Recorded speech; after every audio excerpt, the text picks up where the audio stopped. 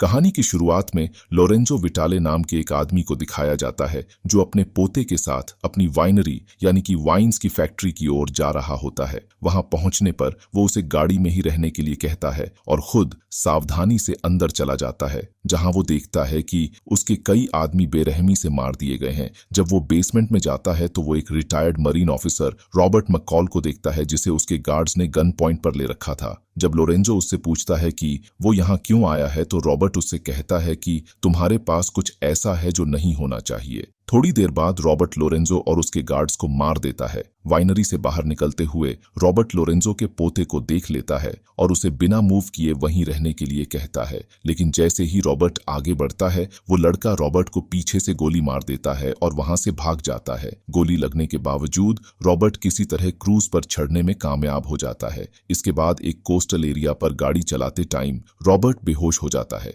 थोड़ी देर बाद जियो बनुची नाम का एक लोकल आदमी रॉबर्ट को देख लेता है, जिसके बाद वो उसे एक रिमोट इटालियन टाउन अल्तामोंटे में ले आता है, जहां एंजो नाम का एक डॉक्टर रॉबर्ट का इलाज करता है। होश में आने पर एंजो रॉबर्ट से कहता है कि तुम्हें जियो ने बचाया है। खैर 3 दिनों के ट्रीटमेंट के बाद अब रॉबर्ट छुरी की मदद से धीरे धीरे चलना शुरू कर देता है। फिर एक दिन रॉबर्ट शहर को एक्सप्लोर करने के लिए बाहर निकलता है। वो एक लोकल कैफे पर पहुंचता है जहां उसकी मुलाकात कैफे की मालिक और वेट्रेस अमीना से होती है। थोड़ी देर बाद जियो भी अपनी बेटी गैबी के साथ कैफे में आता है और रॉबर्ट से मिलता है। जियो रॉबर्ट को उसकी कार की चाबियां सौंपते हुए कहता है कि कार स्टेशन के पीछे पार्क है जिसे तुम जब चाहो वापस ले सकते हो। अगले सीन में रॉबर्ट CIA फाइनेंशियल ऑपरेशंस को कॉल करता है और एजेंट एमा कॉलिंस से बताता है कि कैसे वाइनरी में एक सामान्य व्यापारिक लेन देन की आड़ में एक इलीगल ड्रग ट्रेड का धंधा चल रहा है। इस जानकारी को देने के बाद रॉबर्ट फोन को निष्क्रिय कर देता है। वहीं दूसरी तरफ एमा इस जानकारी को दूसरे CIA ऑफिसर्स को बता देती है।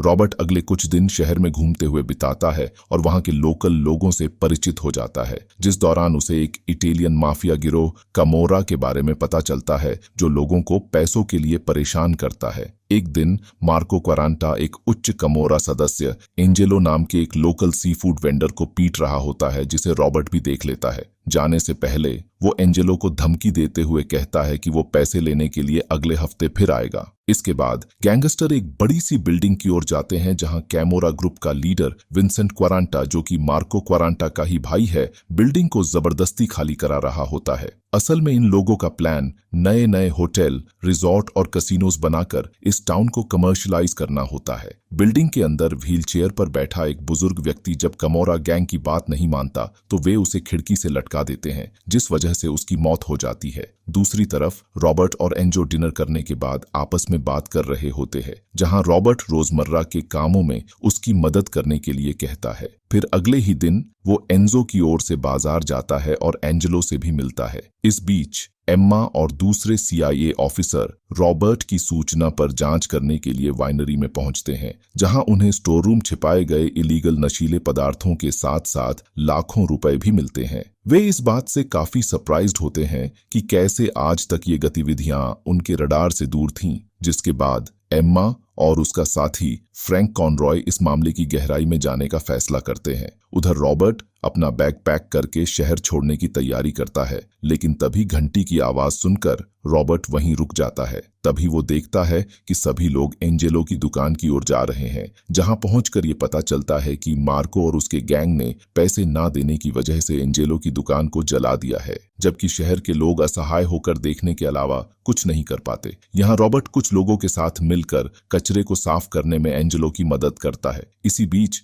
जियो बमबारी की वीडियो की जांच करता है और एंजेलो की दुकान के बाहर देखी गई वैन के बारे में पूछताछ के लिए इटालियन पुलिस से कांटेक्ट करता है। इस सब के बीच रॉबर्ट धीरे धीरे लोकल लोगों के साथ अपनी जान पहचान बनाना जारी रखता है और पूरी तरह से इस शहर के रंग में ढल जाता है, जिस वजह से उसे कमोरा का लोगों को परेशान करना अब बिल्कुल अच्छा नहीं लगता। एक दिन रॉबर्ट अमीना के कैफे में बैठा कॉफी पी रहा होता है। तभी वो देखता है कि एम्मा चुपके से उसकी फोटो लेने की कोशिश कर रही है, तो रॉबर्ट उससे कहता है कि वो फोटो को बेहतर एंगल से खींचे, जिस पर एम्मा उससे पूछती है कि तुम्हें वाइनरी के बारे में इतनी सटीक जानकारी कैसे मिली, जिसके जवाब में रॉबर्ट उसे कुछ भी नहीं बताता। साथ ही वो उसे अपने काम पर ध्यान देने की सलाह देता है। वापस जाते हुए एम्मा रॉबर्ट को उसके नाम से बुलाती है, जिस सुनकर रॉबर्ट थोड़ा सोच में पड़ जाता है। उस दिन बाद में जियो अपनी बेटी को स्कूल से लेने के लिए जा रहा होता है, जिस दौरान उसे एक अननोन नंबर से कॉल आता है जो उसे बताता है कि गैबी का स्कूल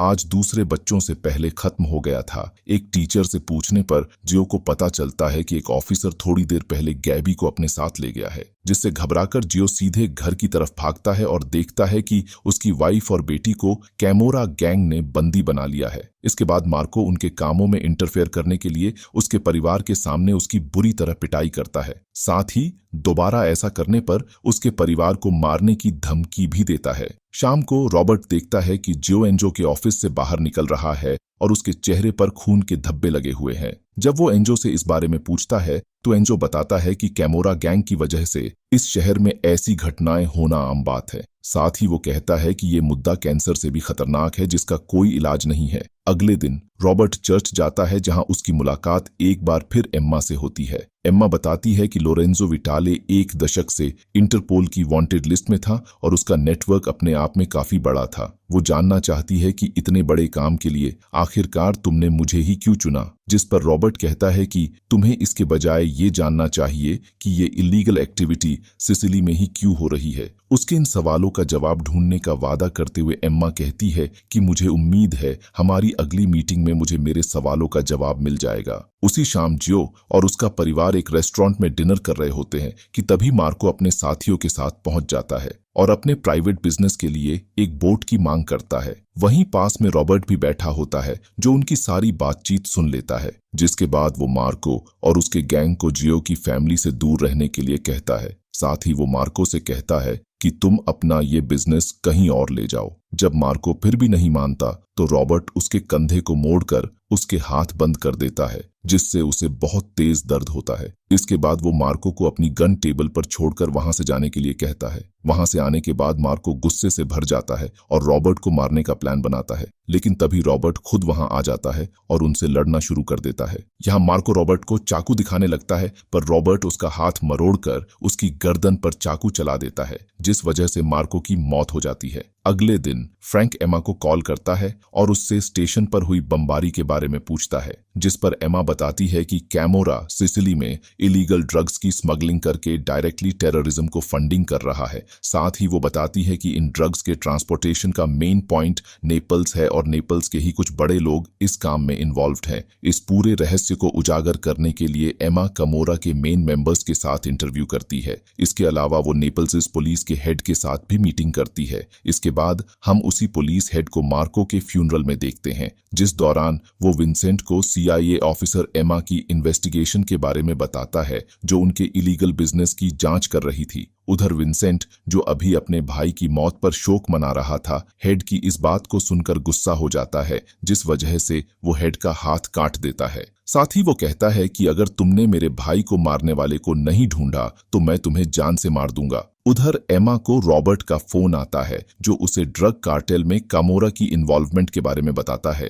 तभी एमा की कार ब्लास्ट हो जाती है, लेकिन रॉबर्ट की कॉल की वजह से एमा ब्लास्ट का शिकार होने से बच जाती है। इसके बाद एमा को मेडिकल ट्रीटमेंट के लिए हॉस्पिटल ले जाया जाता है। इसके बाद रात में विंसेंट जियो और उसकी फैमिली को बंधक बना लेता है और धमकी देते हुए कहता है कि अगर उसके भाई का हत्यारा सामने नहीं आया तो वो उन्हें शूट कर देगा। थोड़ी देर तक जब कोई भी बाहर नहीं आता तो विंसेंट जियो के कान पर गोली चला देता है। साथ ही कहता है कि अगर कोई बाहर नहीं आया तो अब की बार इसे डायरेक्ट शूट कर दूंगा। तभी रॉबर्ट विंसेंट के सामने आ जाता है और उससे जियो और उसकी फैमिली को छोड़ने के लिए कहता है। साथ ही वो ये भी कहता है कि तुम मुझे कहीं और ले जाकर मेरे साथ कुछ भी कर सकते हो, पर इन लोगों के सामने नहीं। जिस पर विंसेंट ये कहते हुए मना कर देता है कि इन लोगों को कैमोरा के खिलाफ जाने का परिणाम तो देखना पड़ेगा ताकि कल कोई और ऐसा न करे। तभी वहां मौजूद लोग वीडियो रिकॉर्ड करना शुरू कर देते हैं, जिस वजह से उन गैंगस्टर को मजबूरन वहां से जाना पड़ता है। उसी रात रॉबर्ट विंसेंट के घर पहुंच जाता है और एक एक करके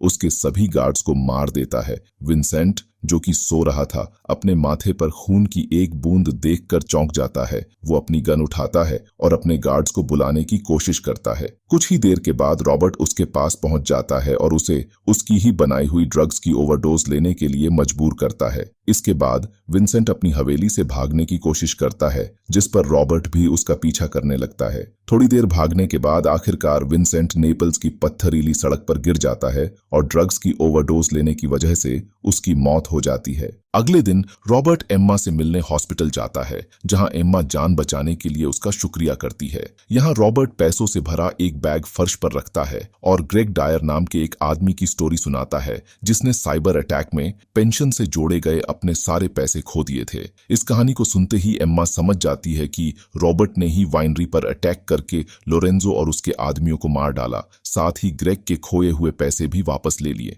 इसके बाद एम्मा ग्रेग और उसकी पत्नी से मिलने के लिए बोस्टन जाती है और उनके खोए हुए पैसे उन्हें वापस दे देती है, जिस वजह से ग्रेग और उसकी पत्नी काफी खुश होते हैं, क्योंकि अब उन्हें अपना घर नहीं छोड़ना पड़ेगा। एक दिन हेडक्वार्टर में फ्रैंक एम्मा को एक पैकेज देता है, जिसमें एक डायरी और रॉबर्ट का एक नोट होता है। असल में ये डायरी एम्मा की मां की डायरी होती है, जिससे एम्मा को पता चल जाता है कि रॉबर्ट CIA से उसके मॉम डैड का दोस्त है। मूवी के लास्ट सीन में हम अल्टामोंटे के लोगों को एक फुटबॉल मैच में अपनी जीत का जश्न मनाते हुए देखते हैं, जहां रॉबर्ट भी स्थानीय लोगों के रूप में उनकी इस जीत में शामिल होता है। और इसी के साथ ये इंटरेस्टिंग मूवी यहीं पर खत्म हो जाती है। दोस्तों, हमारी इस वीडियो को देखने के लिए दिल से धन्यवाद।